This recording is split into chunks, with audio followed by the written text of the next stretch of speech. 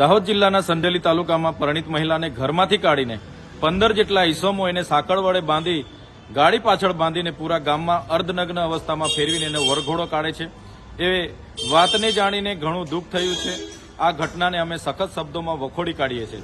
સાથે સાથે અમે એટલા દુઃખી થયા છે કે આટલા મોટા ગામમાં મહિલાઓ પણ હશે, વડીલો પણ હશે અને પદાધિકારીઓ પણ હશે, છતાં આવું ઘીનોનું કૃત્ય કરનાર લોકોને એમણે રોક્યા કેમ નથી એ સવાલ ઉપસ્થિત થાય છે। ગુજરાતમાં કાયદો અને વ્યવસ્થા ખાડે ગઈ છે। આપણે મહિલા સલામતીની વાતો કરીએ છીએ, પણ રોજબરોજના પેપરોમાં જોઈએ છીએ, આવા વિડીયોમાં જોઈએ છીએ, ન્યૂઝમાં જોઈએ છીએ, ત્યારે આપણી મા બેટીઓ સલામત નથી અને આવી તાલિબાની સજાની પણ આપણી મા બેટીઓ ભોગ બને છે, ત્યારે ખૂબ જ દુઃખ થઈ છે।